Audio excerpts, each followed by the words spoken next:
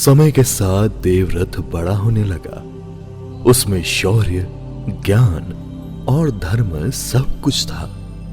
राजा शांतनु उस पर गर्व करते थे।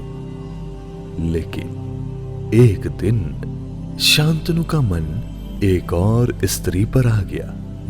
वो प्रातः काल में जब अपने महल से कुछ समय के लिए बाहर जाया करते थे, तब उन्हें एक मत्स्यगंधा नाम की स्त्री से प्रेम होने लगा, जो मछुआरे की बेटी थी। जब उन्होंने उसके सामने विवाह का प्रस्ताव रखा, तो उन्होंने कहा, आपको इस संदर्भ में मेरे पिता से पूछना होगा। उनके पिता का नाम था शालराज। वो एक मछुआरे थे। तो राजा शांतनु ने अपने प्रेम के संदर्भ में शालराज से बात की।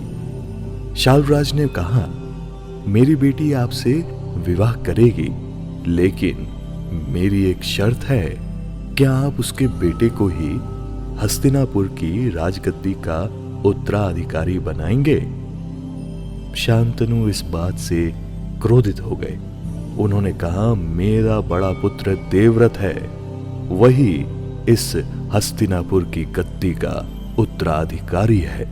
मैं इस संदर्भ में आपसे कोई वादा नहीं कर सकता।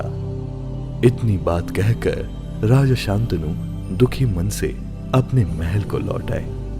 वो निश्चय ही इस बात को जानते थे कि देवव्रत उन्हें उनके प्रेम से सबसे ज्यादा प्रिय है।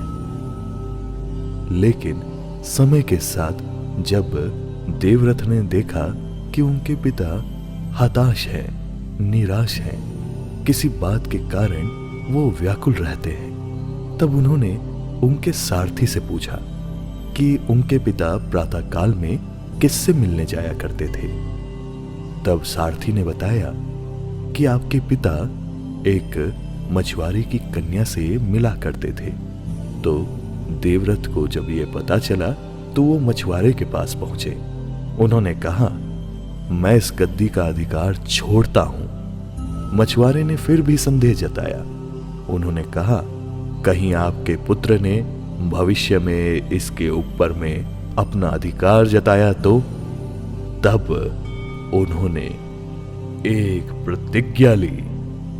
वो कहते हैं, मैं आजीवन ब्रह्मचारी रहूंगा, कभी विवाह नहीं करूंगा, संतान नहीं होगी, मेरा जीवन केवल हस्तिनापुर के लिए है।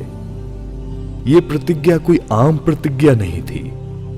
यही प्रतिज्ञा पूरे महाभारत की जड़ थी।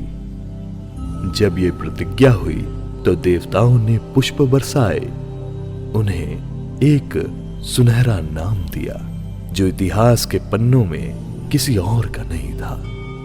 नाम था भीष्म।